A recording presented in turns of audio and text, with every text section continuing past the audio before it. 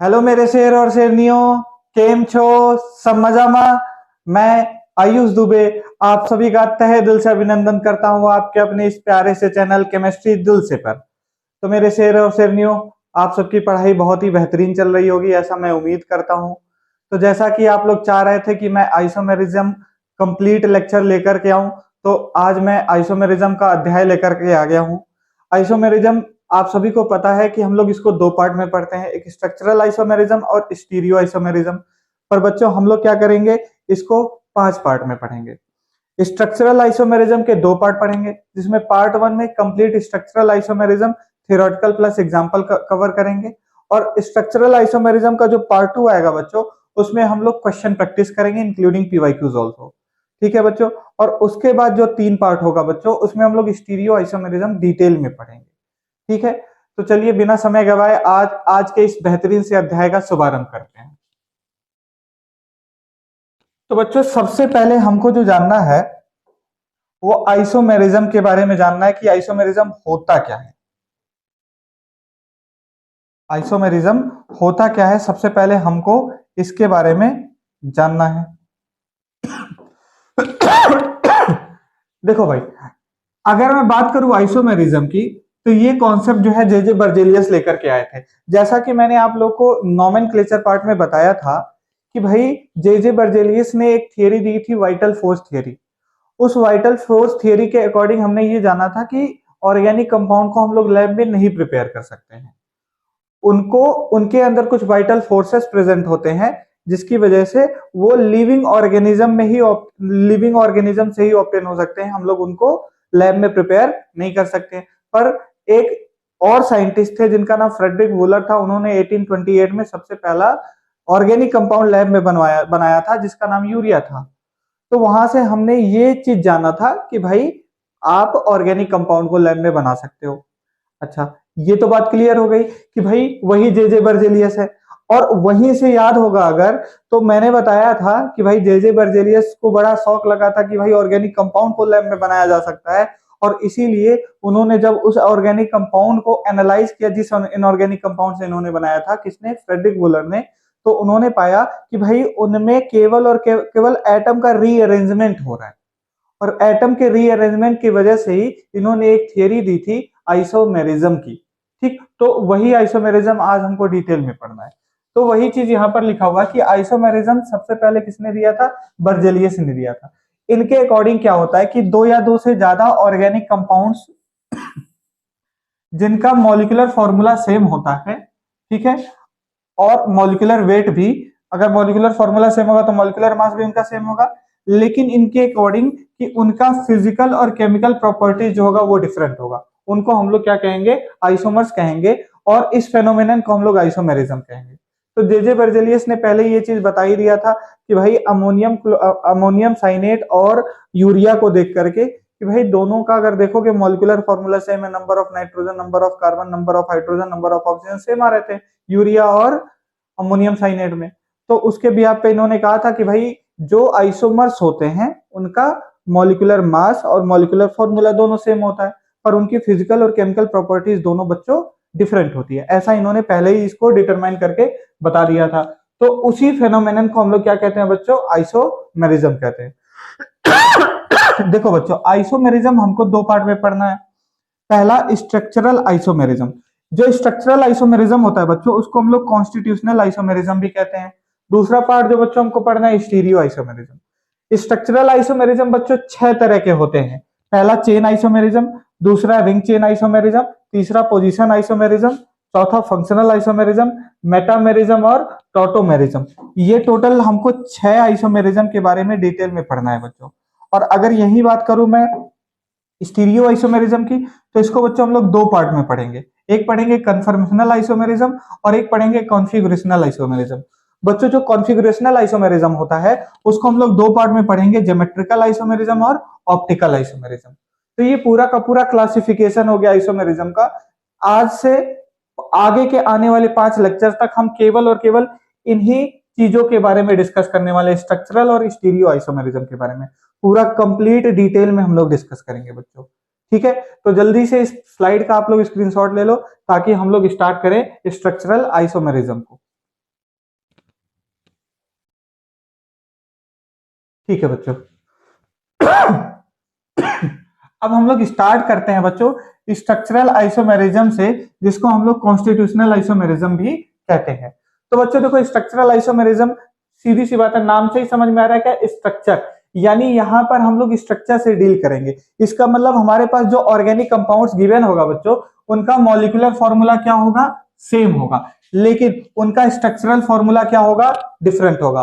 और अगर जिन आइसोमर्स में molecular formula same, structural formula different देखने को मिलेगा, उसी को हम लोग स्ट्रक्चरल आइसोमेरिज्म कहेंगे बच्चों। ठीक है, अब एक एक करके छह आइसोमेरिज्म को हम लोग, छह स्ट्रक्चरल आइसोमेरिज्म को हम लोग डिटेल में डिस्कस करते हैं। तो बच्चों सबसे पहले अगर मैं बात करूं फंक्शनल आइसोमेरिज्म की, ठीक है, तो देखो बच्चों, फंक्शनल आइसोमेरिज्म में मान लो हमारे पास दो कंपाउंड्स गिवन है, ठीक, तो अगर उनको हम लोग फंक्शनल आइसोमेरिज्म कह रहे हैं, तो फंक्शनल आइसोमेरिज्म होने के लिए क्या क्या कंडीशन है, क्या क्या क्राइटेरिया होनी चाहिए, उसको देखो। तो सीधी सी बात है, पहले आपको ये पता है कि भाई अगर आपका आइसोमर है तो उनका मॉलिक्यूलर फॉर्मूला बच्चों क्या होगा, हमेशा सेम होगा। तो पहला कंडीशन यही है सभी आइसोमर्स में कि उनका मॉलिक्यूलर फॉर्मूला सेम होगा। दूसरी सबसे जरूरी बात बच्चों कि उनका डिग्री ऑफ अनसैचुरेशन भी सेम होगा। अब जिन बच्चों को डिग्री ऑफ अनसैचुरेशन में प्रॉब्लम हो रही है, वो ऑलरेडी मैंने नोमेनक्लेचर का वन शॉट वीडियो डाल रखा है, उसमें आप विद इन 2 to 3 मिनट्स में आप सीख जाओगे कि डिग्री ऑफ अनसैचुरेशन कैसे निकालते हैं। ठीक है बच्चों, आपके इंफॉर्मेशन के लिए मैं बता दे रहा हूं वैसे, ठीक है, कि मैंने कहा था अगर आप डिग्री ऑफ अनसैचुरेशन निकालना है तो आप दो चीजों का निकालते हो, या तो स्ट्रक्चरल फॉर्मूला गिवन होगा उसका, या तो फिर मॉलिक्यूलर फॉर्मूला गिवन होगा उसका। अगर स्ट्रक्चरल फॉर्मूला गिवन होगा बच्चों, तो मैंने कहा था आप total ring plus total pi bonds, total ring कितने हैं और टोटल पाई बॉन्ड कितने हैं, दोनों का सम कर दोगे तो आपको पता चल जाएगा कि उस स्ट्रक्चरल फॉर्मूला में डी क्या है। जैसे एग्जांपल के तौर पे मैं आप लोगों को बता दूं कि भाई अगर आपके पास ऐसे एक रिंग है, तो एक रिंग को तोड़ करके ओपन फॉर्म में कन्वर्ट करना होता है हमको, तो इसलिए इसकी डी क्या हो जाएगी, 1 हो जाएगी। और ऐसे ही जैसे मैं कह रहा हूं कि कोई कंपाउंड है जिसमें C डबल बॉन्ड C है बच्चों, ठीक, तो यहाँ पर एक पाई बॉन्ड आ रहा है, तो यानी इस कंपाउंड का भी जो डी होगा बच्चों वो क्या होगा, 1 हो जाएगा। ठीक है, ऐसे ही मॉलिक्यूलर फॉर्मूला के लिए मैंने बताया था एक फॉर्मूला कि भाई आप C+1 माइनस H+X-N/2, अगर ये फॉर्मूला लगाओगे तो आपको डी मिल जाएगा किसी भी मॉलिक्यूलर फॉर्मूला का बच्चों। ठीक है, तो स्ट्रक्चर अगर गिवन हो किसी का, तो स्ट्रक्चर से आप टोटल रिंग और टोटल पाई दोनों का सम करोगे कि टोटल रिंग कितने आ रहे हैं। अब मन में सवाल ये भी उठता है कि टोटल रिंग का मतलब क्या, कि भाई देखो कोई भी रिंग गिवन है उसको आपको केवल बॉन्ड तोड़ करके ओपन फॉर्म बनाना है। ओपन फॉर्म बनाने में जितने बॉन्ड आपको तोड़ने पड़ेंगे उसकी उतनी डी होती जाएगी बच्चों। ठीक है, तो ये डिग्री ऑफ अनसैचुरेशन की कहानी हो गई। अब देखो भाई, अब हम लोग पढ़ रहे हैं फंक्शनल आइसोमेरिज्म, तो इसमें मैंने कहा कि भाई जो कंपाउंड्स होंगे उनका मॉलिक्यूलर फार्मूला और डिग्री ऑफ अनसैचुरेशन सेम होने वाला है बच्चों, पर उनका जो फंक्शनल ग्रुप होगा ना बच्चों, मेन डिफरेंस जो आएगा उनके फंक्शनल ग्रुप में होगा। यानी फंक्शनल ग्रुप्स जो होंगे वो सबसे ज्यादा आपको फोकस करना होगा कि वो सेम है या डिफरेंट। अगर आपके डिफरेंट फंक्शनल ग्रुप आ रहे हैं, मॉलिक्यूलर फॉर्मूला सेम है, डी सेम है, तो आप समझ लेना कि वो जो आइसोमर्स होंगे वो कौन से होंगे, फंक्शनल आइसोमर्स होंगे। अब बच्चों आपके लिए मैं कुछ इंपॉर्टेंट फंक्शनल ग्रुप का सेट बना दिया हूं, ठीक है, जो बहुत ही ज्यादा इंपॉर्टेंट है, बहुत ही ज्यादा टाइम्स कई बार पूछे जा चुके हैं और पूछे जाते भी हैं। तो इस स्लाइड का आप लोग जल्दी से स्क्रीनशॉट ले लो, फिर मैं कुछ एग्जांपल्स को डिस्कस करता हूं और कुछ इंपॉर्टेंट ग्रुप्स को आपको बताता हूं कि कौन कौन से फंक्शनल आइसोमर्स हो सकते हैं। तो आप लोग जल्दी से स्लाइड का स्क्रीनशॉट लो।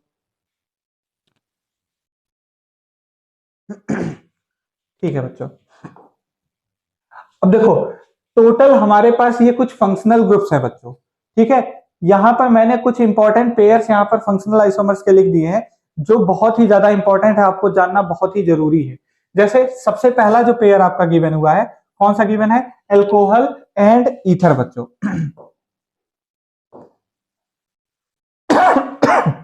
एल्कोहल और ईथर। अब देखो यहां पर एल्कोहल और ईथर, ROR इसको बोलते हैं, ROH इसको बोलते हैं, इनका रिप्रेजेंटेशन का फॉर्म ऐसा ही होता है। अब अगर एग्जांपल ले बच्चों, तो क्या मैं कह सकता हूं CH3 CH2OH, क्या ये आपका इथेनॉल है। और अगर मैं ईथर ले लू बच्चों, CH3O CH3। अब यहां पर आप लोग जल्दी से काउंट करिए और काउंट करके मुझे बताइए, इसमें इसका मॉलिक्यूलर फॉर्मूला क्या होगा, क्योंकि फंक्शनल ग्रुप होने के लिए मॉलिक्यूलर फॉर्मूला सेम होने चाहिए। तो भाई बताओ, यहाँ पर नंबर ऑफ कार्बन कितने हैं, यहाँ पर 2 कार्बन है, यहाँ पर कितने, यहाँ पर भी 2 कार्बन है, यानी यहाँ पर C2 हो गया। हाइड्रोजन काउंट करो, 3 3 6 यानी 6 हाइड्रोजन भी है बच्चों। और अगर ऑक्सीजन काउंट करो, एक यहाँ भी है, एक यहाँ पर भी है, यानी यहाँ पर इसका जो मॉलिक्यूलर फॉर्मूला है, क्या दोनों के दोनों कंपाउंड में मॉलिक्यूलर फॉर्मूला सेम है? तो इसका मतलब यहाँ पर मॉलिक्यूलर फॉर्मूला सेम हो गया, DU भी सेम ही है सबका। तो इसका मतलब यहाँ पर अल्कोहल और ईथर एक दूसरे के क्या है, आइसोमर है। तो ये दोनों के दोनों एक बहुत ही इंपॉर्टेंट पेयर हो गए बच्चों। सिमिलरली अगर मैं बात करूं एल्डिहाइड और कीटोन की, तो एल्डिहाइड और कीटोन में ले लो, जैसे मैं ले लेता हूं CH3 CHO, और कीटोन में ले लो बच्चों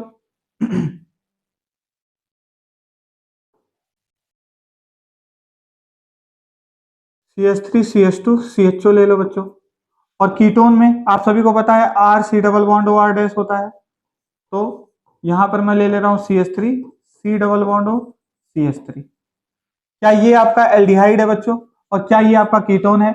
एल्डिहाइड RCHO होता है और कीटोन जो होता है RC double bond OR dash होता है।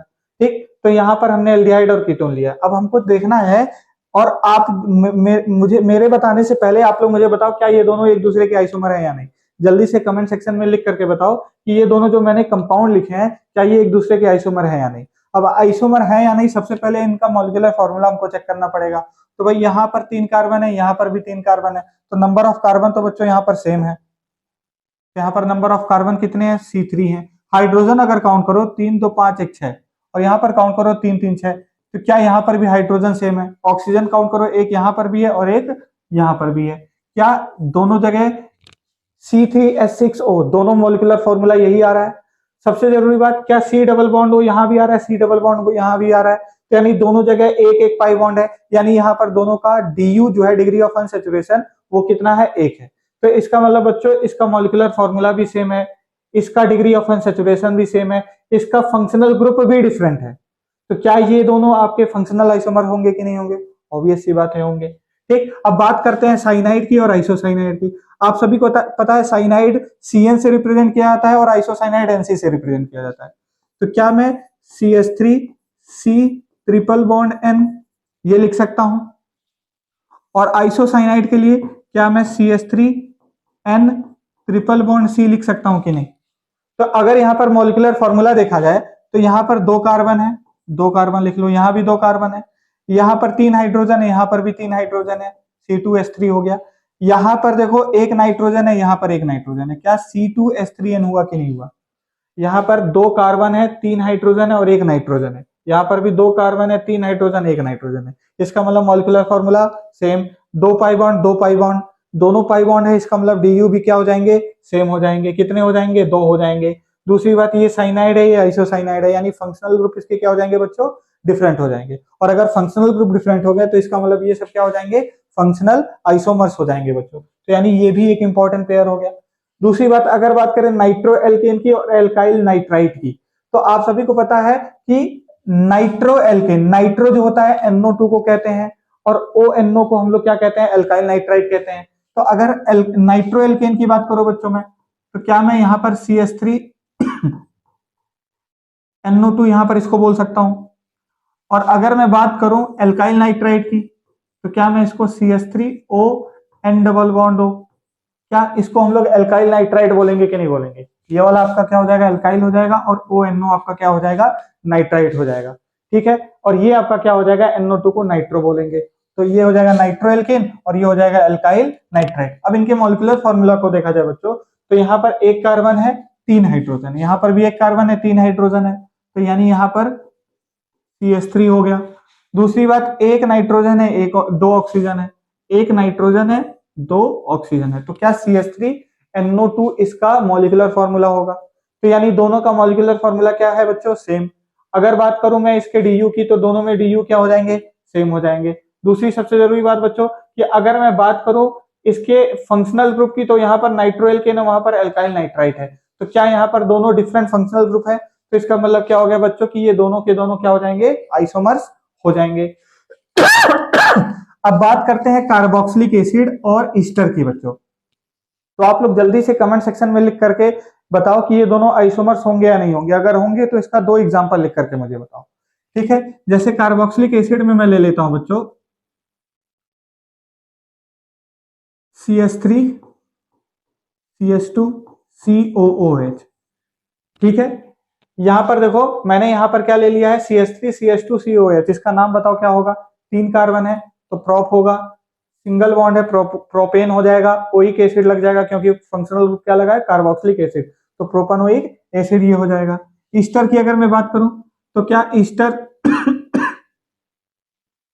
ईस्टर में हम लोग क्या बच्चों RCOOR यही लिखते हैं।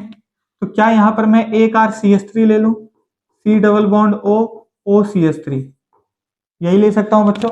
अब जल्दी से इसका मुझे आप लोग बताओ मॉलिक्यूलर फॉर्मूला क्या होगा, कमेंट सेक्शन में लिख करके बताओ। क्या यहां पर आपका 1 2 3 कार्बन है, यहां पर भी आपका 1 2 3 कार्बन है, तो यानी इसके लिए क्या मैं लिख सकता हूं C3।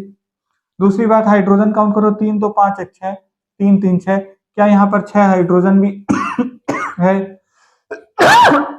अब ऑक्सीजन काउंट करो, क्या यहाँ पर 2 ऑक्सीजन है और यहाँ पर भी 2 ऑक्सीजन है, तो क्या इनका molecular formula same, DU same. दूसरी बात क्या इनके फंक्शनल ग्रुप डिफरेंट है कि नहीं, तो क्या ये दोनों फंक्शनल आइसोमर होंगे कि नहीं होंगे? ऑब्वियस सी बात है ये दोनों फंक्शनल आइसोमर होंगे। तो ये हो गया आपका कार्बोक्सिलिक एसिड और ईस्टर की कहानी। अब बात करते हैं एल्काइन, एल्काडाइन और साइक्लोएल्कीन की बच्चों।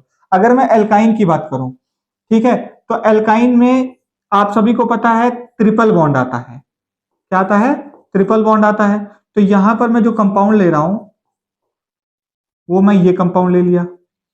ठीक है, इसको कहते हैं ब्यूटाइन। 4 कार्बन है ब्यूट, एक जगह ट्रिपल बॉन्ड लगा हुआ है आइन, कौन से पोजीशन पर लगा है? सेकंड, तो ब्यूट 2 आइन हो जाएगा इसका नाम। एल्काडाइन की बात कर रहा है तो इसका मतलब बच्चों क्या मैं यहां पर CH2 double bond CH single bond CH double bond CH2 लिख सकता हूं कि नहीं?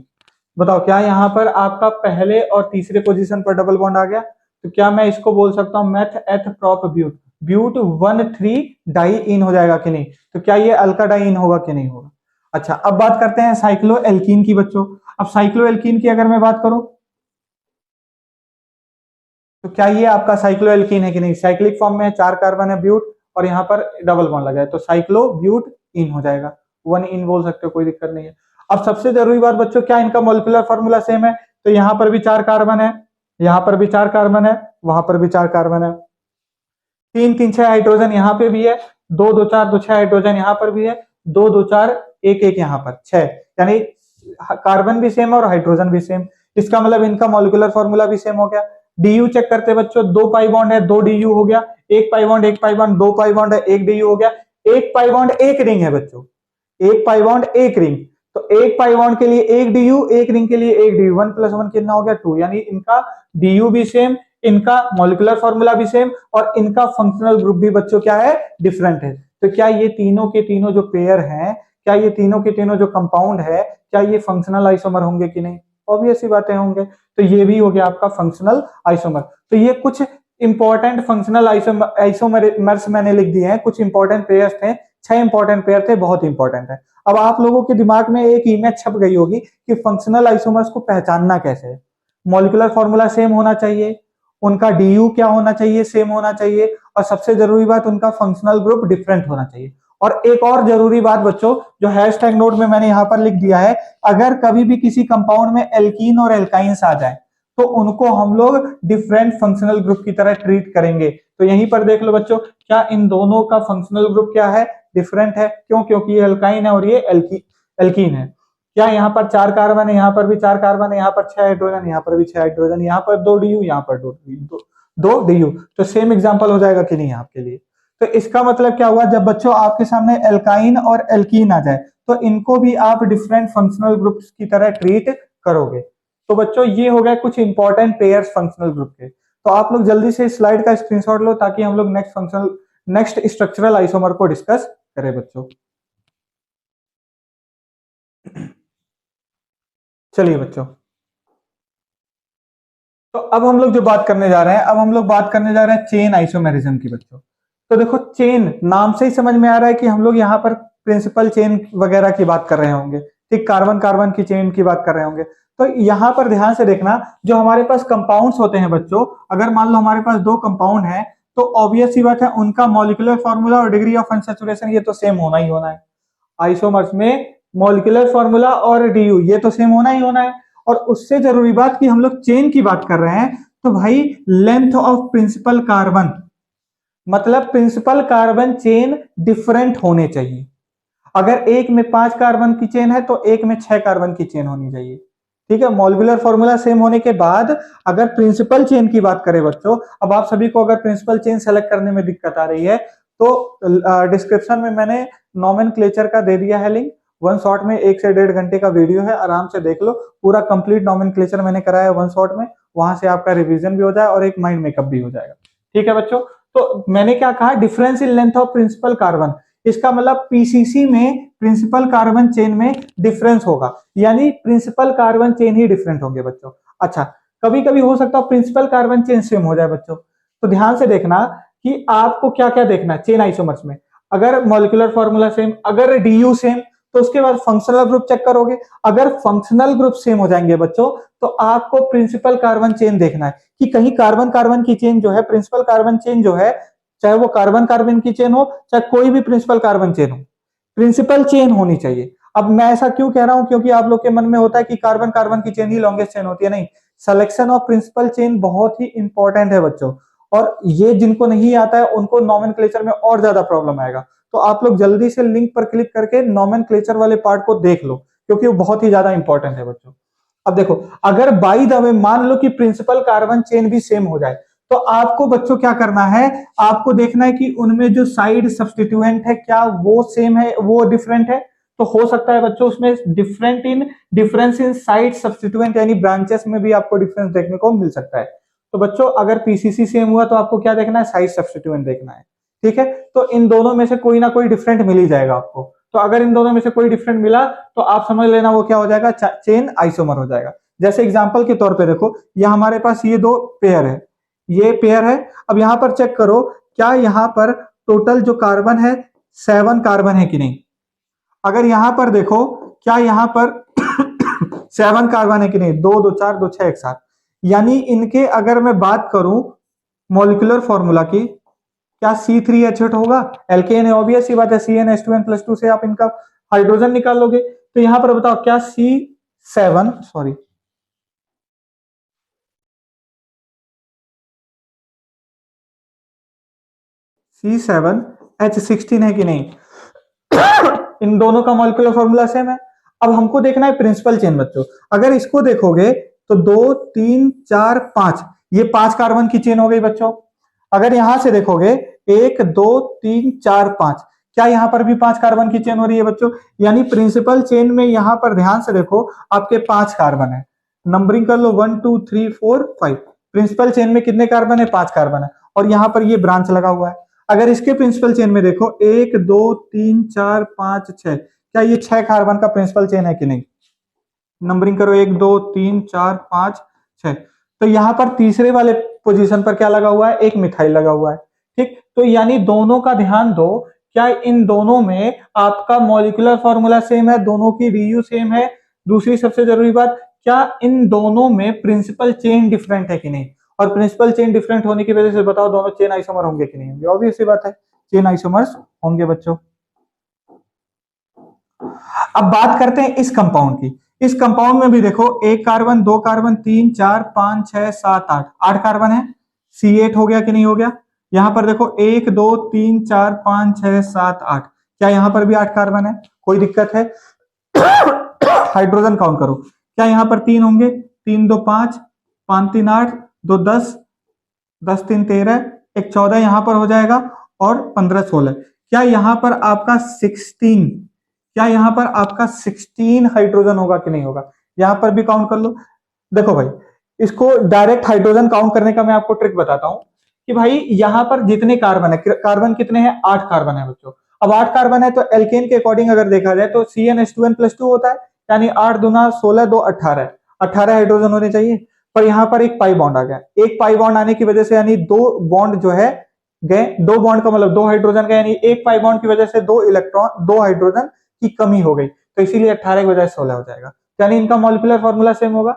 अगर प्रिंसिपल चेन की बात करें बच्चों, प्रिंसिपल चेन में आपको पता है कि मल्टीपल बॉन्ड आना चाहिए, तो 1 2 3 4, 1 2 3 4 5, 1 2 3 4, यानी प्रिंसिपल चेन जो होगा बच्चों 1 2 3 4 और 5, ये 5 कार्बन का प्रिंसिपल चेन होगा।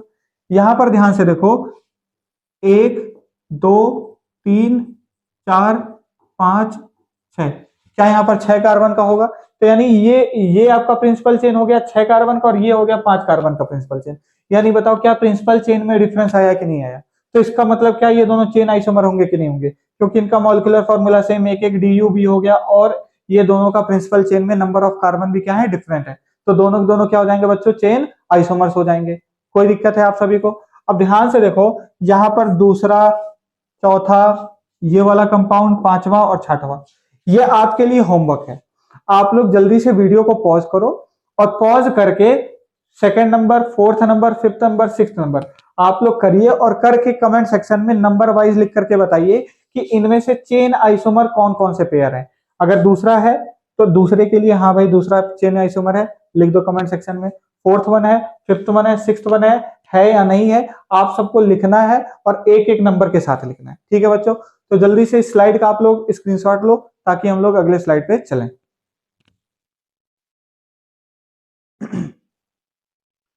ठीक है बच्चों, अब हम लोग जो बात करेंगे वो बात करेंगे पोजीशन आइसोमर की बच्चों। तो पोजीशन आइसोमेरिज्म की अगर मैं बात करूं, अगर मैं पोजीशन आइसोमेरिज्म की बात करूं बच्चों, तो नाम से समझ में आ रहा है यहाँ पर पोजीशन में कुछ ना कुछ लोचा है ना?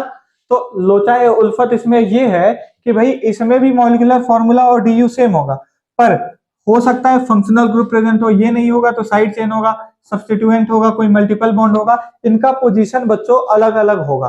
प्रिंसिपल चेन में इनके पोजीशन में डिफरेंस आएगा, और अगर फंक्शनल ग्रुप, साइड चेन या सब्स्टिट्यूएंट, मल्टीपल बॉन्ड इनमें से किसी का भी पोजीशन में डिफरेंस आया, समझ लेना कि भाई वो पोजीशन आइसोमर्स होगा।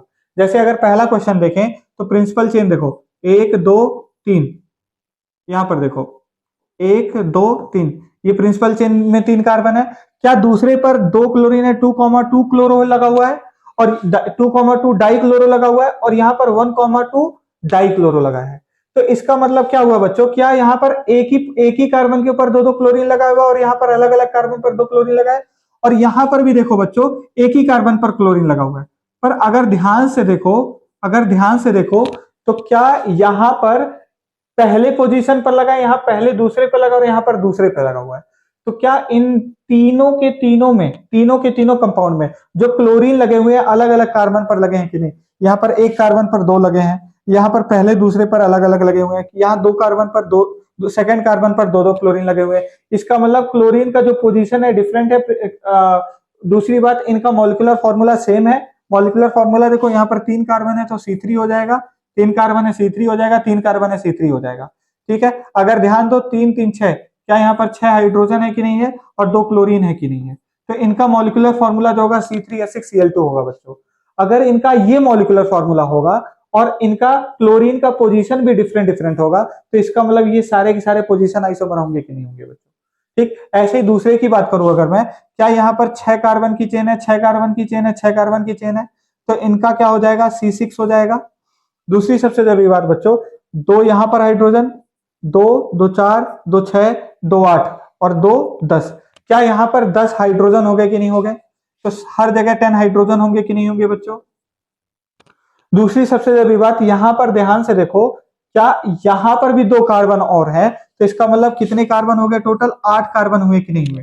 टोटल 8 कार्बन हुए, तो यानी इसका जो आप फाइनल मॉलिक्यूलर फॉर्मूला लिखोगे तो काउंट करो, क्या 1 2 3 4 5 6 7 8, क्या 8 यहां पर कार्बन हो गए? हाइड्रोजन काउंट करो, 3 3 6, 6 4 10, 10 4 14 और 2 16, क्या यहां पर 16 हाइड्रोजन है कि नहीं? क्या यहां पर 16 हाइड्रोजन है कि नहीं? होगा ये इसका मॉलिक्यूलर फॉर्मूला। अब अगर ध्यान से देखो, क्या इस पोजीशन पर 1,1 डाइमिथाइल लगा हुआ है? क्या इस पोजीशन पर 1,2 डाइमिथाइल लगा हुआ है?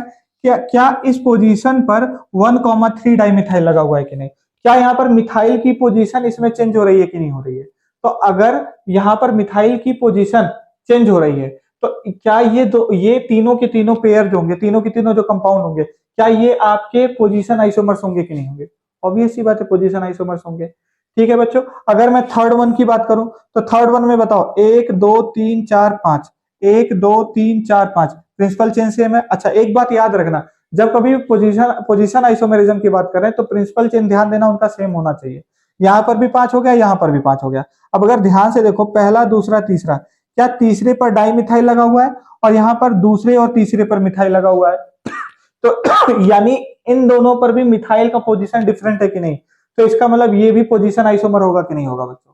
तो सिमिलरली ऐसे ही फोर्थ फिफ्थ और सिक्स्थ आप लोग करिए और करके बताइए क्या ये पोजीशन आइसोमर्स होंगे कि नहीं होंगे, और अगर होंगे तो जल्दी से कमेंट सेक्शन में लिख करके बताइए कि ये पोजीशन आइसोमर्स होंगे बच्चों। ठीक है, तो आप लोग जल्दी से इनका स्क्रीनशॉट ले लो बच्चों। ठीक है बच्चों, अब हम लोग बात करते हैं रिंग चेन आइसोमेरिज्म की बच्चों। तो ध्यान तो इस बात को, रिंग चेन नाम में ही समझ में आ रहा है, रिंग भी होगा चेन भी होगा। तो ऐसे कंपाउंड जिनका मॉलिक्यूलर फॉर्मूला और डिग्री ऑफ अनसैचुरेशन सेम हो बच्चों, पर एक जो हो रिंग के फॉर्म में हो और दूसरा जो हो वो चेन के फॉर्म में हो। और अगर ऐसा आपको देखने को मिल रहा है बच्चों तो इसका मतलब वो रिंग चेन आइसोमर होगा। जैसे अगर इसकी मैं बात करूं तो चेक करो 1 2 3 4, 4 कार्बन है कि नहीं है। यहाँ पर भी 1 2 3 4, 4 कार्बन है। हाइड्रोजन काउंट करो 3 2 5 1 6 2 8, क्या 8 हाइड्रोजन है। यहाँ पर भी काउंट करो 2 2 4 2 6 2 8, यानी क्या दोनों के मॉलिक्यूलर फॉर्मूला सेम है। एक पाई बॉन्ड 1 डी एक रिंग 1 डी। तो क्या यहाँ पर डिग्री ऑफ अनसैचुरेशन एक एक है कि नहीं है। अगर डिग्री ऑफ अनसैचुरेशन भी सेम, मॉलिक्यूलर फॉर्मूला भी सेम, और एक ये जो है ओपन पार्ट में है चेन के फॉर्म में है और दूसरा रिंग के फॉर्म में है, तो इसका मतलब क्या ये चेन रिंग आइसोमर होंगे कि नहीं होंगे। तो ये दोनों जो होंगे रिंग चेन आइसोमर्स होंगे। तो पहला होगा। दूसरे की अगर मैं बात करूं बच्चों तो दूसरे में देखो 1 2 3 4, 4 कार्बन है, और यहां पर देखो 1 2 3 और ये 4 कार्बन है कि नहीं है। तो ये दोनों भी क्या हो जाएंगे बच्चों, रिंग चेन आइसोमर हो जाएंगे। काउंट करो 8 हाइड्रोजन यहाँ पर है, 2 2 4 1 5 3 8, 8 हाइड्रोजन यहाँ पर भी है। तो क्या यहाँ पर C4H8 इनका मॉलिक्यूलर फॉर्मूला हो गया।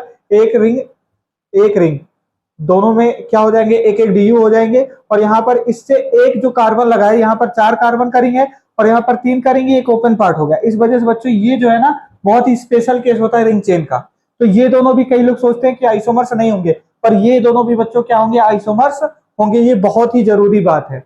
अब जैसे थर्ड वन की अगर मैं बात करूं, यहाँ पर 4 कार्बन है, यहाँ पर देखो, यहाँ पर भी देखो दोनों सेम टू सेम कंपाउंड है, बस मैंने यहाँ पर डायग्राम अलग कर दिया है। तो इसका मतलब ये भी क्या हो जाएगा बच्चों, आपका रिंग और चेन होगा। यहाँ पर देखो, यहाँ पर भी 4 कार्बन है, यहाँ पर भी 4 कार्बन है, एक पाई बॉन्ड है, यानी दोनों के दोनों क्या होंगे, रिंग और चेन आइसोमर होंगे कि नहीं होंगे। तो फोर्थ वन भी होगा। अब जल्दी से आप लोग पांचवा और छठवा लिख करके बताओ, पांचवा और छठवा क्या ये रिंग चेन आइसोमर होंगे या नहीं होंगे। अगर होंगे तो इनका मॉलिक्यूलर फॉर्मूला लिखो और साथ में लिखो है या नहीं है। ठीक है बच्चों, तो जल्दी से स्लाइड का स्क्रीनशॉट लो ताकि हम लोग आगे बढ़ें।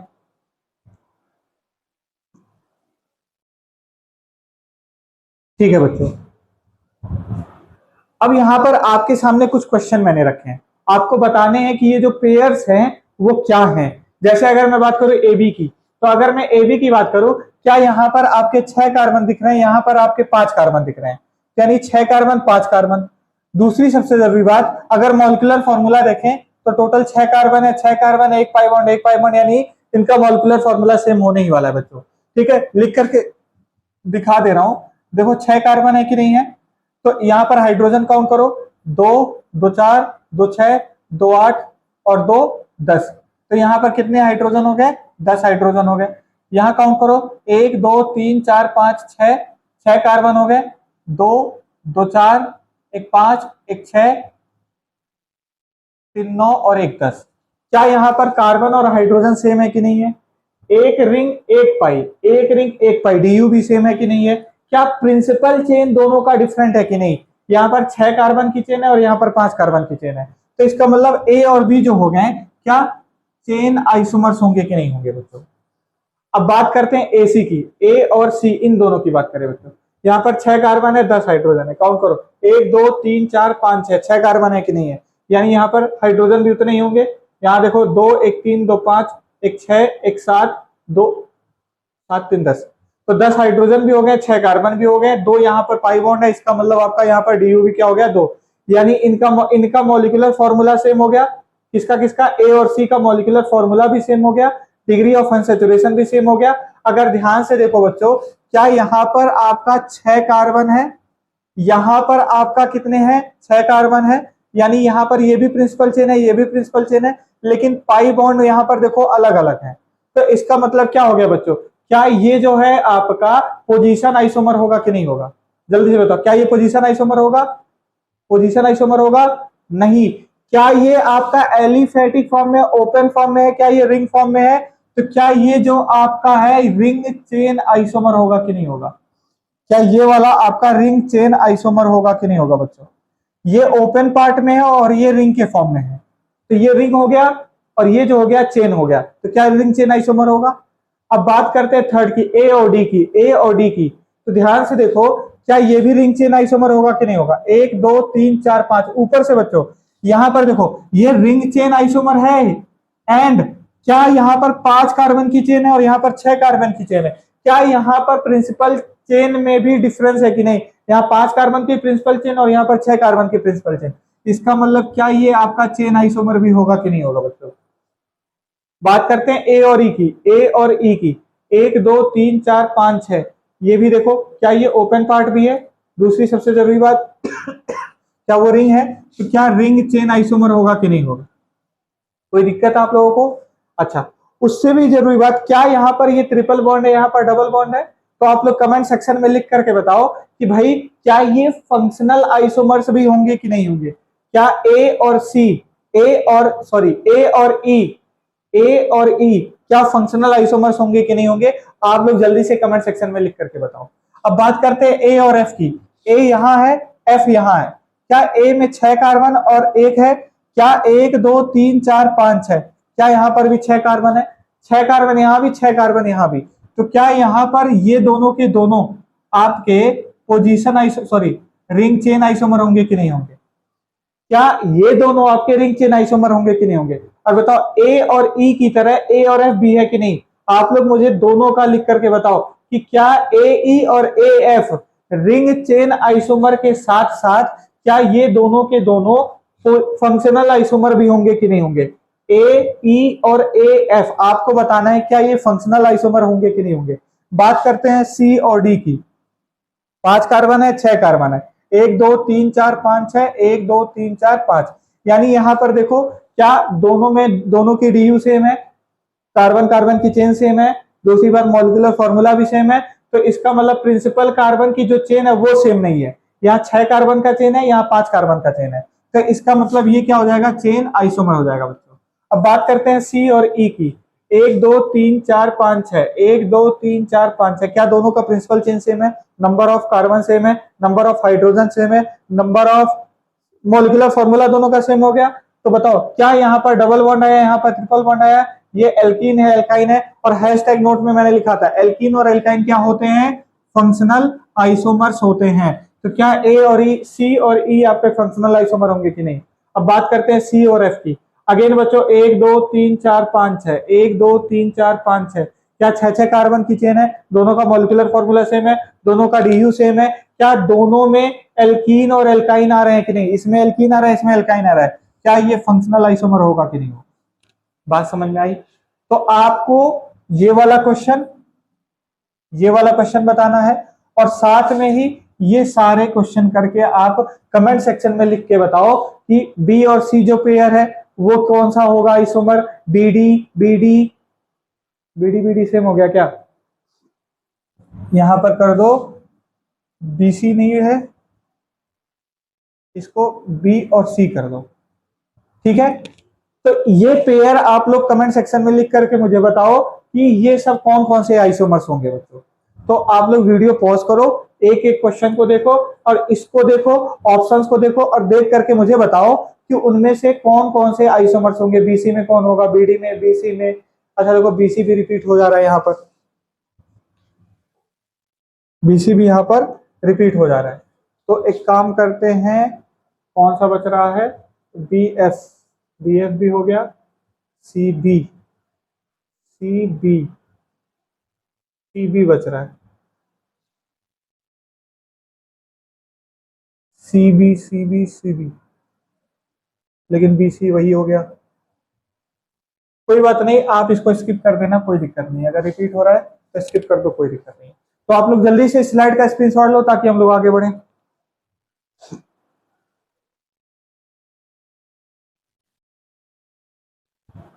ठीक है बच्चों, अब सबसे इंपॉर्टेंट जो है वो है मेटामेरिज्म, और ये इतना इंपॉर्टेंट है बच्चों कि आप इसके क्वेश्चन हमेशा पाओगे।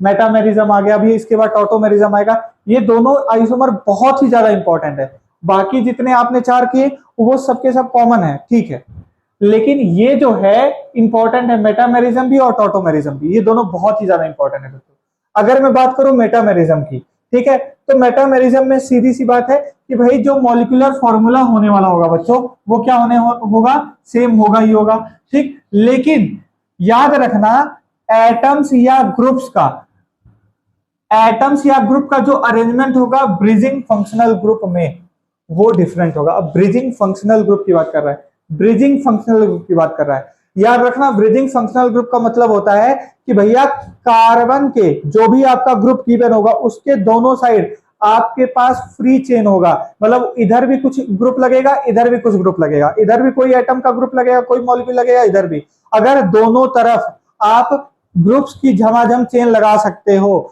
तो इसका मतलब वहां पर आप देखोगे कि वो जो फंक्शनल आइसोमर होगा वो मेटामर कहलाएगा। मत सॉरी, फंक्शनल आइसोमर कह रहा हूं, वो जो आइसोमर्स होंगे, वो जो ऑर्गेनिक कंपाउंड्स होंगे वो क्या होंगे, मेटामर्स कहलाएंगे। फिर से सुन लो मैं क्या कह रहा हूं, कि भाई वो आइसोमर्स, वो फंक्शनल ग्रुप्स जिनके दोनों साइड हम कार्बन कार्बन की झमाझम चेन लगा सकते हो, कार्बन कार्बन की चेन, कोई अल्काइल ग्रुप, कोई भी ग्रुप हम लगा दें, अगर लगा सकते हैं दोनों तरफ तो उनको हम लोग बोलेंगे मेटामर्स। तो इसको बोलते हैं polyvalent groups, polyvalent functional groups. तो वो सभी पॉलीवैलेंट या बाईवैलेंट हो जाएं, मोनोवैलेंट कभी भी मत कह देना। मोनोवैलेंट जैसे CHO, वो C डबल बॉन्ड OH है, एक ही तरफ आप एल्काइल ग्रुप लगा सकते हो, दूसरी तरफ नहीं लगा सकते हो, ठीक है। लेकिन कीटोन में देखो C डबल बॉन्ड O, दोनों तरफ आप RR लगा सकते हो, RCOR डैश। तो इसका मतलब कीटोन जैसा जो शो करेगा अपना बिहेवियर, यानी दोनों तरफ कंपाउंड ऐड कर सकता है, अल्काइल ग्रुप ऐड कर सकता है, उनको हम लोग मेटामर बोलते हैं। ऐसे तो बताओ, क्या दो तरफ खाली है तो बाईवैलेंट होगा, तीन तरफ ट्राईवैलेंट, यानी पॉलीवैलेंट फंक्शनल ग्रुप्स अगर प्रेजेंट होंगे आपके तो वो सबके सब मेटामर का फॉर्मेशन करेंगे, ठीक है। अब पॉलीवैलेंट का मतलब क्या, जैसे यहां पर आपका कीटोन पहला दे दिया, देखो इधर C डबल बॉन्ड इधर लग सकता है, इधर लग सकता है, इधर लग सकता है, क्या ये सब के सब, ये देखो आपके 3 डिग्री अमीन, 2 डिग्री अमीन, ठीक है। तो हर जगह देखो क्या ये सारे के सारे बाईवैलेंट है कि नहीं, ये ट्राईवैलेंट हो गया, बाकी सब बाईवैलेंट है कि नहीं। तो ये जो फंक्शनल ग्रुप्स हैं इन सबको हम लोग बोलते हैं कि भाई ये मेटामरिज्म बनाने में पार्टिसिपेशन करेंगे खुद का। अब जैसे आपके सामने ये कंपाउंड है, ठीक है, अब जैसे यहां पर ऑक्सीजन छूट गया, ऑक्सीजन के दोनों तरफ एसिड लगाया जा सकता है, ठीक है। अब जैसे यहां पर आपके सामने कंपाउंड है A, B और C, अब इसको बताना है कि ये मेटामर है या नहीं है। तो बच्चों देखो, क्या इस ऑक्सीजन के इस साइड और इस साइड हमको देखना है। तो अगर मैं सबसे पहले पूछूं कि भाई बताओ क्या A और B मेटामर्स होंगे कि नहीं होंगे, तो ध्यान से देखो, क्या इसके लेफ्ट हैंड साइड में 1 2 3, क्या 3 कार्बन की चेन लगी है, पर कंडीशन क्या होनी चाहिए, डिफरेंट होनी चाहिए। क्या इसके लेफ्ट साइड में 1 2 कार्बन की चेन है कि नहीं है, तो यानी इसके लेफ्ट साइड में 2 कार्बन का लगा हुआ है ग्रुप, और इधर 2 कार्बन का ग्रुप लगा है, इधर 3 कार्बन का ग्रुप लगा है, इधर 1 कार्बन का ग्रुप लगा है और इधर 2 कार्बन का ग्रुप लगा है। तो ध्यान से देखो, दोनों में से किसी साइड को देखो, क्या दोनों में से दोनों साइड में अलग अलग कार्बन कार्बन का एल्काइल ग्रुप लगा है कि नहीं, यानी दोनों तरफ इधर क्या लगा हुआ है, इथाइल लगा हुआ है, इधर प्रोपाइल लगा है, इधर मिथाइल लगा है, इधर इथाइल लगा हुआ है। तो क्या A और B मेटामर्स होंगे कि नहीं होंगे, होंगे भाई। अगर मैं बात करूं B और C की, तो B और C में देखो, क्या इधर 1 और 2, क्या इधर 2 कार्बन है, इधर देखो 1 2 3 कार्बन है, इधर देखो 2 कार्बन, इधर कितने, 1 कार्बन है। तो क्या बी और सी दोनों तरफ भी डिफरेंट एल्काइल ग्रुप लगे हैं कि नहीं? तो क्या बी और सी भी क्या होंगे, मेटामर्स होंगे कि नहीं होंगे? अगर मैं यहीं पर पूछूं कि ए और सी क्या होगा, तो ध्यान से देखो, सोचेंगे। अगर राइट साइड से देखते हैं, देखो आइदर साइड, मैंने कहा आइदर साइड होने चाहिए डिफरेंट। अगर राइट साइड देखोगे तो इधर भी एक है, इधर भी एक है। तो कई लोग इसी को देख करके कहते हैं भैया गलत हो गया। नहीं होगा, क्यों? क्योंकि सर आपने कहा था कि दोनों तरफ डिफरेंट एल्काइल ग्रुप होने चाहिए। तो याद रखना, दोनों तरफ नहीं, either side, from either side ही लिखा हुआ है यहां पर कि भाई ब्रिजिंग डिफरेंट फंक्शनल ग्रुप के आइदर साइड में आपके डिफरेंट एटम्स या ग्रुप्स लगे होने चाहिए। तो इधर एक लगा, इधर एक लगा, ठीक है। आपके राइट साइड में सेम लगा है, कोई बात नहीं।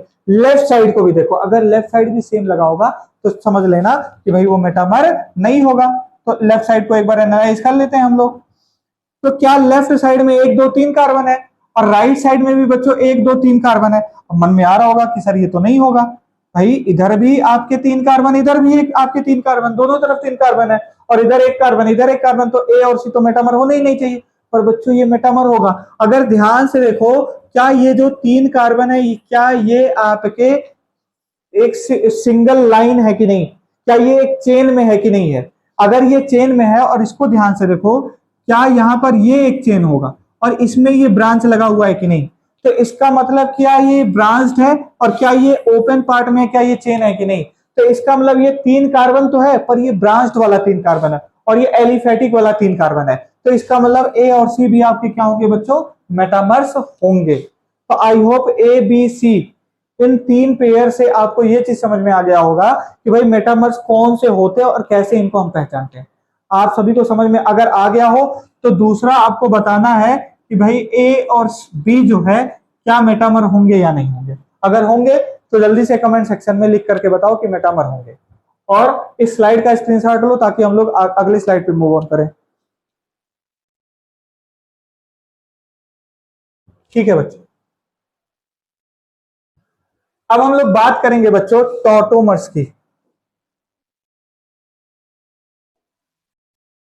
बहुत इंपॉर्टेंट है बच्चों। इस टॉटोमेरिज्म को हम लोग प्रोटोट्रॉपी भी कहते हैं, क्रिप्टोट्रॉपिज्म भी कहते हैं, डेस्मोट्रॉपिज्म भी कहते हैं, एलिलोट्रॉपिज्म भी कहते हैं। ये एक special type of functional group होता है बच्चों। टॉटोमेरिज्म इस नाम से सबसे ज्यादा फेमस है। बाकी ये सब आपके इंफॉर्मेशन के लिए मैंने यहाँ पर लिख दिया है। ठीक है बच्चों, जो टॉटोमर्स होते हैं ना, वो इंट्रा कन्वर्टिबल होते हैं। इंट्रा कन्वर्टिबल होते हैं, इसका मतलब यहाँ पर ये वाला साइन लगेगा। ठीक है, वो एक दूसरे में इंट्रा कन्वर्टिबल होंगे, ये जो टॉटोमर्स होंगे। एक 2 साइंटिस्ट थे, फ्रैंकलैंड और डुप्पा, उन्होंने ही इसका आविष्कार किया था। ठीक है, अब इसकी कहानी फिर कभी सुनाऊंगा, क्योंकि कहानी का जरूरत नहीं है, हमको बस ये समझना है कि उनके कंपाउंड से हमको पता चला था कि भाई इंट्रा कन्वर्टिबल कंपाउंड्स होंगे। और दूसरी बात कि भाई ये सिंबल लगा है इक्विलिब्रियम का, तो इसका मतलब क्या वो डायनेमिक इक्विलिब्रियम को भी शो करेंगे कि नहीं करेंगे। और सबसे इंपॉर्टेंट बात कि इनको हम लोग रूम टेम्परेचर पर सेपरेट नहीं कर सकते। जितने भी टॉटोमर्स होते हैं, टॉटोमर्स अगर होंगे तो वो एक दूसरे में इंट्रा कन्वर्टेबल होंगे। कैसे होंगे अभी करके दिखाऊंगा। डायनेमिक इक्विलिब्रियम में होंगे, डायनेमिक इक्विलिब्रियम में है, इनको हम लोग रूम टेम्परेचर पर सेपरेट नहीं कर सकते। ठीक है बच्चों, अब कंडीशन क्या होनी चाहिए याद रखो। देखो भाई, टॉटोमेरिज्म कराने के लिए आप याद रखना इंट्रामोलिकुलर प्रोटॉन ट्रांसफर होगा। अब इंट्रामोलिकुलर प्रोटॉन यानी हाइड्रोजन का ट्रांसफर कैसे होगा, अभी थोड़ी देर सब्र करो, हैव सम सब्र, थोड़ी देर में मैं करके दिखाऊंगा। दूसरा कंडीशन जो होगा बच्चों, जो अल्फा कार्बन है वो sp3 हाइब्रिडाइज होना चाहिए, ये दूसरा कंडीशन हो गया। और तीसरा कंडीशन जो होता है बच्चों, एटलीस्ट एक अल्फा हाइड्रोजन तो प्रेजेंट होना ही चाहिए जो इंट्रामोलिकुलर प्रोटॉन ट्रांसफर करने में हेल्प करे। तो एक अल्फा हाइड्रोजन होना ही चाहिए। तो ये आपके कुछ कंडीशन है। ठीक है, आप इस बात को याद रखना। ये वैसे कंडीशन नहीं है, बस आपके इंफॉर्मेशन के लिए यहां रख दिया हूं। कंडीशन ये दोनों है कि अल्फा कार्बन sp3 हाइब्रिडाइज होना चाहिए और अल्फा हाइड्रोजन एटलीस्ट कम से कम एक तो होना ही चाहिए। ठीक है, अब जो टॉटोमेरिज्म होते हैं वो 3 तरह के होते हैं। एक होता है एनाइनोट्रॉपी, जो एनाइनोट्रॉपी टॉटोमेरिज्म होता है बच्चों, ये आपके सिलेबस में है ही नहीं, ना ही जेईई मेंस में, ना ही जेईई एडवांस में, तो इसको हमको बिल्कुल नहीं डिस्कस करना है। कैटाइनोट्रॉपी और स्पेस टॉटोमेरिज्म। ठीक है, वैसे तो स्पेस टॉटोमेरिज्म भी उतना ज्यादा डिटेल में है नहीं, केवल और केवल कैटाइनोट्रॉपी है, पर ये दोनों मैं आप लोग को समझा दूंगा कि होते क्या है। तो जो कैटायनोट्रॉपी होता है बच्चों, ये दो तरह का होता है, डायड सिस्टम और ट्रायड सिस्टम, और दोनों बहुत ही ज्यादा इंपॉर्टेंट है। मतलब अगर मैं कहूं कि कौन सा सबसे ज्यादा इंपॉर्टेंट है, तो ये वाला बहुत ही ज्यादा इंपॉर्टेंट है, इसी से सबसे ज्यादा क्वेश्चन पूछे जाते हैं। तो इस पे तो पूरा का पूरा फोकस आप लोग लगाना, ठीक है बच्चों। तो जल्दी से इस स्लाइड का स्क्रीनशॉट लो ताकि हम लोग एक एक करके इनको डिस्कस करें।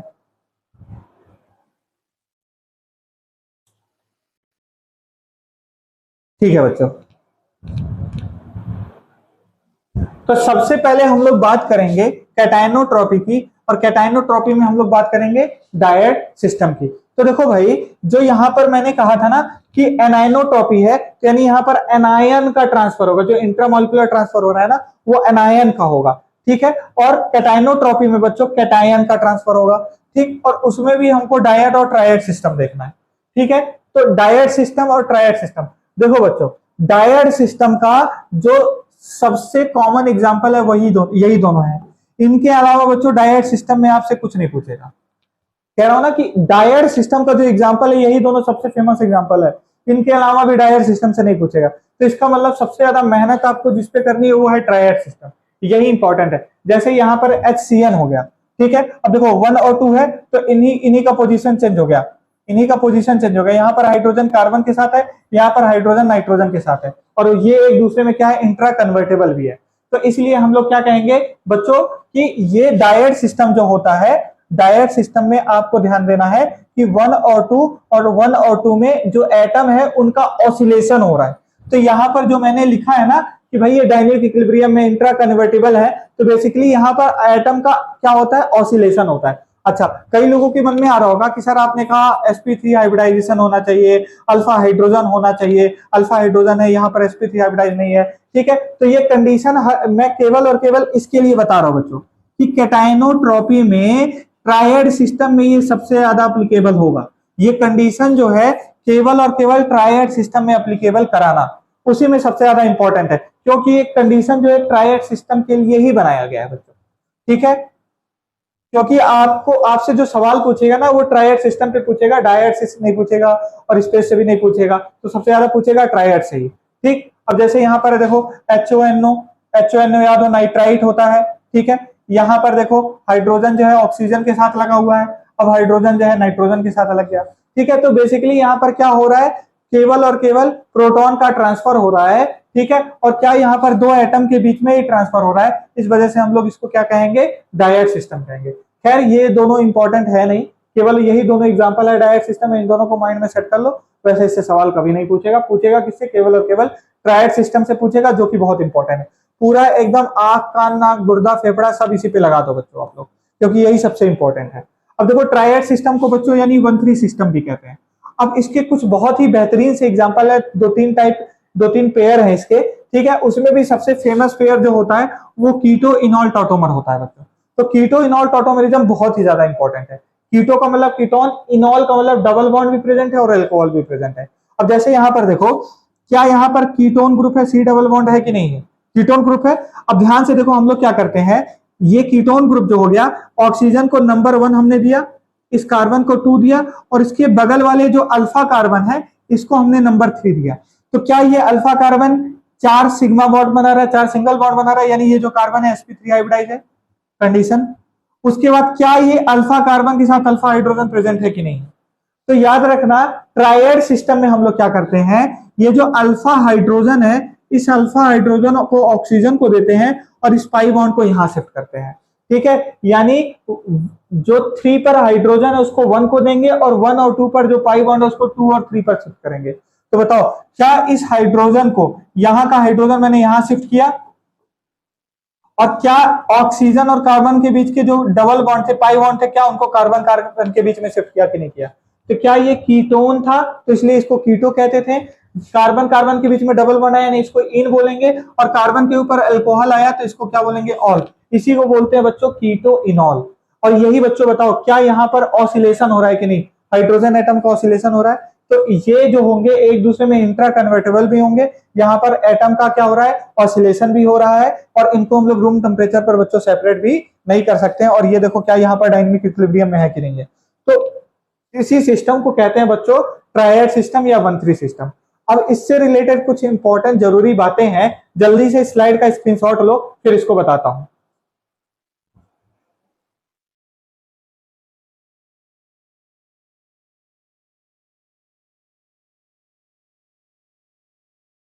ठीक है बच्चों, अच्छा यहां पर एक नोट पॉइंट है क्वेश्चन में ना।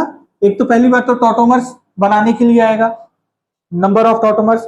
दूसरी बात परसेंटेज कीटो और परसेंटेज इनॉल में स्टेबिलिटी का ऑर्डर पूछेगा और इनका परसेंटेज भी पूछेगा। तो बच्चों याद रखना, परसेंटेज कीटो जो होता है ना, हमेशा परसेंटेज इनॉल को डोमिनेट करता है, यानी परसेंटेज कीटो हमेशा ग्रेटर होगा किसी परसेंटेज इनॉल से। पर तीन ऐसे कंडीशन होते हैं जिसमें परसेंटेज इनॉल जो है डोमिनेट कर देता है परसेंटेज कीटो को। तो वो कौन कौन से कंडीशन है उनको देखो। टोटल तीन केसेस होते हैं, ए, बी और सी। यही तीन ऐसे केसेस हैं जिसमें परसेंटेज कीटो जो है परसेंटेज इनॉल को बच्चों डोमिनेट करने वाला है। ठीक है, अब जैसे पहला जो होता है, जब इनॉल आपका एरोमेटिक हो, इनॉल आपका क्या हो, एरोमेटिक हो। अब जैसे देखो यहां पर हाइड्रोजन था, क्या ये अल्फा कार्बन है? अब ये जो अल्फा कार्बन है, क्या ये जो अल्फा कार्बन होगा, अब ये हाइड्रोजन यहां शिफ्ट करेगा तो ये पाई बॉन्ड यहां आ जाएगा कि नहीं? तो क्या यहां पर आपका इनॉल बना कि नहीं बना? और ये जो इनॉल है, क्या ये इनॉल एरोमेटिक बन गया कि नहीं? और एरोमेटिक बन गया तो आप सभी को पता है एरोमेटिक वाला नॉन एरोमेटिक से ज्यादा स्टेबल होता है।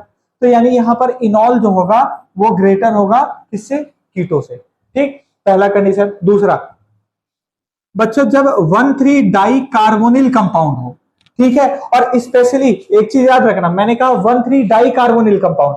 देखो इधर यहां पर देखो 1 2 3, 1,3 डाई कार्बोनिल कंपाउंड है। दूसरी बात कि इसमें जो आपको फंक्शनल ग्रुप लेना है वो एल्डिहाइड और कीटोन के अलावा और कोई नहीं होना चाहिए। इनके अलावा कोई भी कार्बोनिल कंपाउंड नहीं होना चाहिए बच्चों। तो केवल और केवल कार्बोनिल कंपाउंड में आप एल्डिहाइड और कीटोन ले सकते हो, और उसमें भी आप 1,3 डाई कार्बोनिल कंपाउंड जो होंगे, 1,3 डाई कार्बोनिल जो कंपाउंड होंगे, वह उस कंपाउंड में इनॉल जो होगा कीटो से ग्रेटर होगा। अब जैसे देखो, क्या यहां पर हाइड्रोजन प्रेजेंट है कि नहीं? तो क्या इस हाइड्रोजन का ऑक्सीजन पर ट्रांसफर होगा और ये पाई बॉन्ड यहां शिफ्ट होगा कि नहीं? तो बताओ, क्या यहाँ हाइड्रोजन है ना, और क्या इस ऑक्सीजन और हाइड्रोजन के बीच में हाइड्रोजन बॉन्डिंग भी हो रहा है कि नहीं हो रहा है? तो ये वाला कंपाउंड ज्यादा स्टेबल हो जाएगा कि नहीं हो जाएगा? ठीक है, हाइड्रोजन बॉन्डिंग की वजह से। तो इस वजह से ये जो इनॉल बन रहा है वो कीटो से ज्यादा स्टेबल होगा बच्चों। दूसरा केस। और तीसरा केस जो होता है बच्चों, 1,2 साइक्लिक डाई कीटोन। बताओ, क्या ये साइक्लिक है? 1,2 क्या यहाँ पर डाई कीटोन है कि नहीं है? तो ये यहां पर अगर ध्यान से देखोगे तो यहां पर भी आपका हाइड्रोजन प्रेजेंट है, यहां पर भी हाइड्रोजन प्रेजेंट है। मान लो इस हाइड्रोजन को इस ऑक्सीजन पे मैं दे दूं और यहां पर यहां का पाई बॉन्ड यहां शिफ्ट करो, तो क्या ऐसा ही दिखेगा? क्या ये इसका टॉटोमर होगा? ठीक है भाई।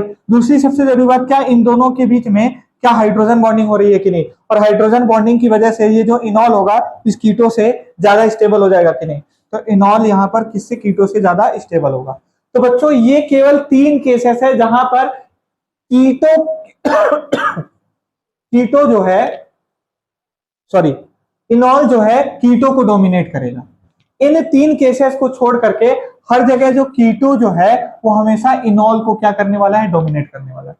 वही पीछे मैंने हैशटैग नोट में लिखा था कि भाई जो कीटो होता है वो हमेशा परसेंटेज इनॉल को डोमिनेट करता है, पर जो परसेंटेज इनॉल होता है इन तीन केसेस में बच्चों, इन तीन केसेस में कीटो को डोमिनेट करता है। कौन? परसेंटेज इनॉल।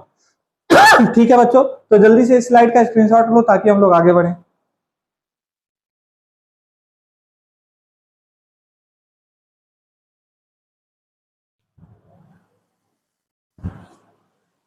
अब बात करते हैं कीटो इनॉल टॉटोमेर, देख लिए। अब हम लोग बात करेंगे इमाइन इनामाइन टॉटोमेरिज्म। इसको कहते हैं इमाइन बच्चों, C डबल बॉन्ड NH।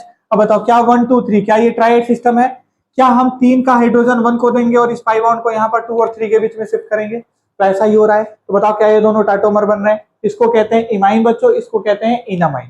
ठीक है, अगले की बात करें, नाइट्रो एसी नाइट्रो। देखो बच्चों, ये कुछ इंपॉर्टेंट टॉटोमर्स होते हैं, पर सबसे कॉमन जो टॉटोमर होता है कीटो इनॉल होता है, वो सबसे ज्यादा आपको पढ़ाया जाता है और उसी पर क्वेश्चन बनवाया जाता है। पर ये सब भी कुछ इंपॉर्टेंट होते हैं टॉटोमर्स, जिनका बहुत ही इंपॉर्टेंट क्वेश्चन है जेईई मेंस में, तो स्पेशली इनका बहुत इंपॉर्टेंट रोल होता है। ठीक है, तो देखो अगर मैं बात करूं नाइट्रो एसी नाइट्रो की, ठीक है, तो बताओ यहां पर क्या N डबल बॉन्ड हो यहां पर है? क्या ये 1 है, ये 2 है, ये 3 है?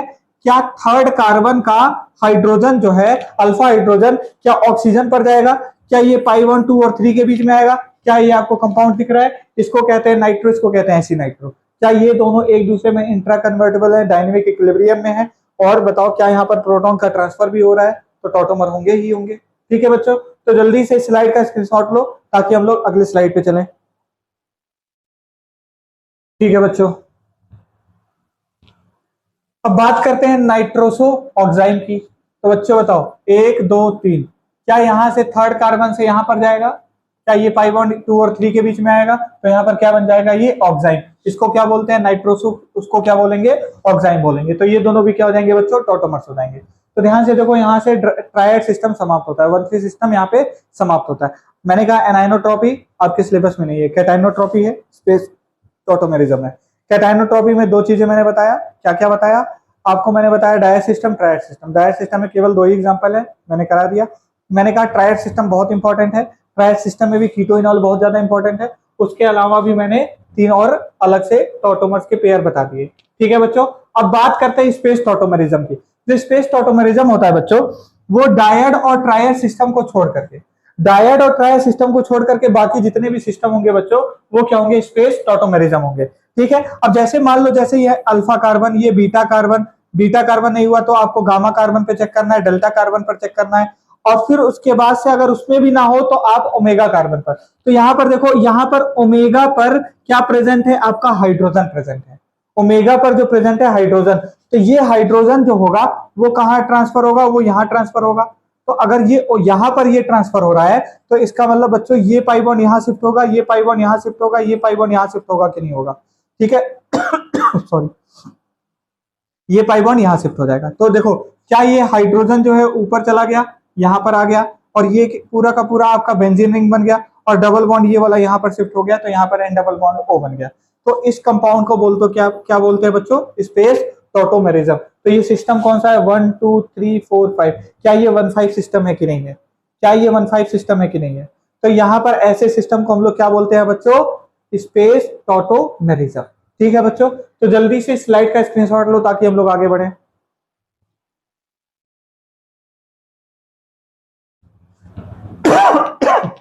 अब बच्चों लास्ट टॉपिक बचा है स्ट्रक्चरल आइसोमेरिज्म का, फैक्टर अफेक्टिंग परसेंटेज इनॉल। कौन कौन से ऐसे फैक्टर है जो परसेंटेज इनॉल को अफेक्ट करते हैं, जिसमें से पहला फैक्टर है बच्चों स्ट्रक्चर ऑफ कीटो। ठीक है, अब जैसे देखो यहाँ पर R1 R2 और R3 है, जैसे यहाँ पर आपके यहाँ पर 3 R है। ठीक है बच्चों, अब जैसे अगर मैं बात करूं कीटो की, तो आप सभी को पता है यहाँ हाइड्रोजन प्रेजेंट है। अब ये हाइड्रोजन यहाँ जाएगा तो पाई बॉन्ड यहाँ आ जाएगा, तो आपका यहाँ पर इनॉल बन गया, बन गया। अब यहाँ पर हमको देखना है कि ये परसेंटेज इनॉल को, यहाँ पे हाइड्रोजन बॉन्डिंग हो रही है, तो इस परसेंटेज इनॉल को कौन सा फैक्टर इफेक्ट कर रहा है। तो हमने कहा पहले स्ट्रक्चर ऑफ कीटो, यानी स्ट्रक्चर ऑफ कीटो में बच्चों देखो ये R डैश है, R double dash, R triple dash. ध्यान से देखो यहाँ पर, क्या ये R डबल डैश दिख रहा है आपको, R double dash, R double dash यानी ये वाला बच्चों। इसको आप एक काम करो ना, ये R डैश है, इसको भी R डैश ही कंसीडर कर लो, ये R डबल डैश हो गया, इसको भी R डबल डैश ही, R डैश ही कंसीडर करो। ठीक है बच्चों, ये भी R डैश, ये भी R डैश, दोनों R को सेम कंसीडर करो, ये R डबल डैश हो गया। ठीक है, अब जैसे R डबल डैश की बात करो बच्चों, अब ये बताओ इसका साइज में इंक्रीज करो, यहां पर इसका साइज में अगर कीटो में इंक्रीज करता तो ये सिंगल बॉन्ड है, आप सभी को पता है यहाँ पर रिस्ट्रिक्टेड मूवमेंट है नहीं, ये क्या होगा, फ्री मूवमेंट है। तो क्या यहाँ पर फ्री रोटेशन होगा कि नहीं होगा, इसका साइज बढ़ाओगे तो यहाँ पर इसका क्या होगा, चेंज हो जाएगा। भाई अगर इसका साइज बढ़ाओगे तो सिंगल बॉन्ड है तो फ्री रोटेशन है, तो इजिली साइड बढ़ने की वजह से रिपल्सन होगा, तो ये अपना चेंज कर लेंगे। अच्छा, दूसरी बात, अगर ध्यान से देखो, क्या यहां पर प्लेन ये चेंज कर रहे हैं, कर ले रहे हैं, लेकिन क्या यहां पर ये कार्बन कार्बन के बीच में डबल बॉन्ड आ गया, क्या यहां पर रिस्ट्रिक्टेड रोटेशन हो गया। अगर रिस्ट्रिक्टेड रोटेशन हुआ तो इनका साइज मैं जितना बढ़ाऊंगा, अगर R डबल डैश का साइज मैं जितना बढ़ाऊंगा तो ये रिपल्सन तो फील करेंगे, पर क्या अपने प्लेन को ये चेंज करेंगे, नहीं कर पाएंगे। क्यों, क्योंकि यहाँ पर रिस्ट्रिक्टेड बॉन्ड है। अब रिस्ट्रिक्टेड रोटेशन में यहाँ पर प्लेन चेंज कर पाएंगे नहीं। तो जैसे जैसे R डबल डैश का साइज इंक्रीज करोगे ना, ठीक है, यानी क्राउडिंग जो होगी इंक्रीज होगी, और परसेंटेज इनॉल क्या हो जाएगा बच्चों, डिक्रीज करेगा। यानी percentage enol or double dash को इंक्रीज करने पर क्या हो जाएगा, डिक्रीज करेगा बच्चों। लेकिन वहीं अगर मैं आर डैश को मैं इंक्रीज करता हूं बच्चों, तो बताओ आर डैश को इंक्रीज यानी उसका साइज इंक्रीज करने पर चिलेशन इंक्रीज करेगा, और चिलेशन जितना ज्यादा स्ट्रॉन्गर होगा बताओ परसेंटेज इनॉल भी उतना ही ज्यादा स्ट्रॉन्गर होगा कि नहीं। देखो कैसे, इसका साइज बताओ बड़ा होगा, इसका साइज बड़ा होगा, इसके साइज बड़े होने की वजह से ये दोनों पास पास आएंगे, और जो जब ये दोनों पास पास आएंगे तो बताओ ये हाइड्रोजन बॉन्डिंग और स्ट्रॉन्गर होगी कि नहीं, यानी चिलेशन और स्ट्रॉन्गर होगा कि नहीं। तो जितना ज्यादा स्ट्रॉन्गर हाइड्रोजन बॉन्डिंग होगा परसेंटेज इनॉल भी उतना ही अच्छा होगा कि नहीं होगा। तो इसी वजह से परसेंटेज इनॉल इंक्रीज कर जाता है जब हम लोग आर डैश को इंक्रीज करते हैं, और परसेंटेज इनॉल डिक्रीज कर जाता है क्योंकि जब हम लोग आर डबल डैश को इंक्रीज करते हैं क्राउडिंग बढ़ेगा तो इनॉल परसेंटेज डिक्रीज कर जाएगा। ठीक है, तो ये रहा पहला फैक्टर। जल्दी से आप लोग इस स्लाइड का स्क्रीनशॉट लो ताकि हम लोग अगले स्लाइड पे चलें।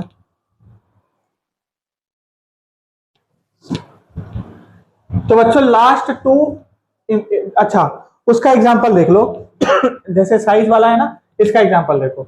जैसे ये वाला क्वेश्चन है हमारे पास, अगर ध्यान से देखो, क्या ये जो है आपका R1 है, इसको R डैश मान लो, ये R डैश हो गया आपका,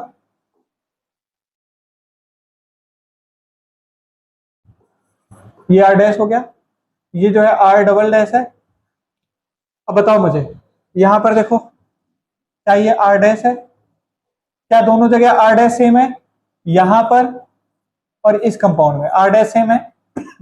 अगर R डबल डैश को देखो तो इसका साइज मैंने यहां पर इंक्रीज कर दिया।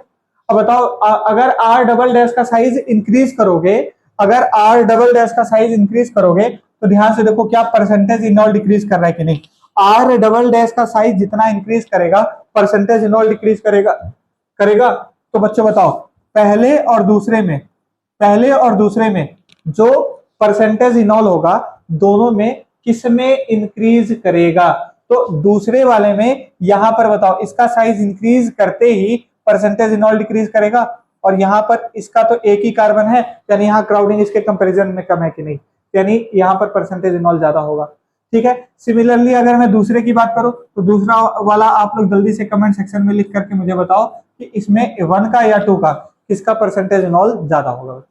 ठीक है, अब बात करते हैं अगले फैक्टर की जो है इफेक्ट ऑफ टेम्परेचर। तो बच्चों देखो टेम्परेचर जैसे ही बढ़ाओगे टेम्परेचर बढ़ाते ही परसेंटेज इनॉल क्या हो जाएगा, डिक्रीज कर जाएगा। ये पीछे भी हमने डिस्कस कर लिया है कि टेम्परेचर बढ़ाते ही परसेंटेज इनॉल कैसे डिक्रीज करेगा।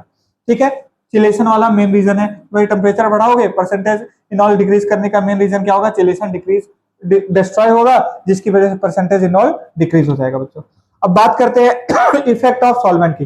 तो बच्चों ध्यान दो, पोलैरिटी अगर बढ़ेगी तो परसेंटेज इनॉल डिक्रीज करेगा। भाई पोलैरिटी इंक्रीज कर रही है, पोलर बॉन्ड। आप सभी लोग मुझे बताओ यहां पर आपका क्या है, कार्बन और ऑक्सीजन। अगर देखोगे तो क्या यहां पर डेल नेगेटिव यहां पर डेल पॉजिटिव होगा, डेल नेगेटिव डेल पॉजिटिव होगा, यानी पोलैरिटी यहां पर ज्यादा है। ठीक, और अगर यहां पर देखोगे क्या यहां पर OH है और यहां पर CO डबल बॉन्ड है, तो इनके बीच में भाई पोलैरिटी का कोई बहुत ज्यादा इंपॉर्टेंट रोल होता नहीं। यहाँ पर पोलैरिटी इनकी वीक होती है, पर कार्बन ऑक्सीजन में यहाँ पर देखो पोलैरिटी है डेल प्लस डेल माइनस, पर इनके बीच में तो पोलैरिटी है ही नहीं। तो क्या यहाँ पर पोलैरिटी यहीं पर है। तो अगर मैं वाटर लाऊंगा तो बच्चों बताओ क्या वाटर सबसे पहले इनको सराउंड करेगा ना बच्चों, सबसे पहले वाटर इनको सराउंड करेगा, इनको तो केवल इसी तरफ से सराउंड करेगा। तो इसका मतलब क्या हुआ, इसका मतलब ये हुआ कि भाई अगर मैं बात करूं इफेक्ट ऑफ सॉल्वेंट की, तो इसका मतलब पोलैरिटी बढ़ेगी तो परसेंटेज इनॉल क्या होगा, डिक्रीज करेगा बच्चों। जैसे अगर मैं बात करूं वाटर में, तो वाटर में परसेंटेज इनॉल जो होता है बच्चों वो होता है 16% ही केवल। वाटर में परसेंटेज इनॉल क्या होता है, केवल और केवल कितना होता है, 16% होता है। और एन हेक्सेन में लगभग 75% के आसपास होता है। ठीक है, एग्जैक्ट नहीं याद आ रहा है पर लगभग मान के चलो 75% के आसपास एन हेक्सेन में होता है। तो सोचो कि जब पोलर सॉल्वेंट आपने लिया, पोलर सॉल्वेंट में कितना था, वाटर में कितना था 16%, पर जैसे ही एन हेक्सेन आपने लिया तो यहां पर इसका परसेंटेज तुरंत इंक्रीज कर गया। बात समझ में आया। तो इसीलिए पोलैरिटी जितना इंक्रीज करोगे वैसे ही परसेंटेज इनॉल क्या हो जाएगा बच्चों, डिक्रीज हो जाएगा। तो जल्दी से स्लाइड का स्क्रीनशॉट लो ताकि मैं वीडियो को कंक्लूड करूं।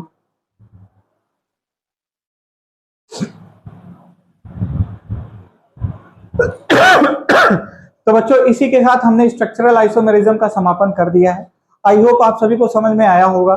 जो टॉपिक आपको समझ में नहीं आया वो कमेंट सेक्शन में लिख करके बता देना, उसका मैं एक शॉर्ट वीडियो बना करके आपके कमेंट में उसका लिंक दे दूंगा बच्चों। ठीक है, अब अगले सॉरी बच्चों, अगला जो लेक्चर आएगा बच्चों उसमें हम लोग क्वेश्चन प्रैक्टिस करेंगे। टोटल हम लोग पीवाईक्यू और कुछ बढ़िया बढ़िया क्वेश्चन उठाएंगे और उनको हम लोग डिस्कस करेंगे कि स्ट्रक्चरल आइसोमेरिज्म से कौन कौन से या कितनी टाइप के क्वेश्चन पूछे जा सकते हैं बच्चों। ठीक है, तो उम्मीद करता हूँ आप सभी को समझ में आया होगा।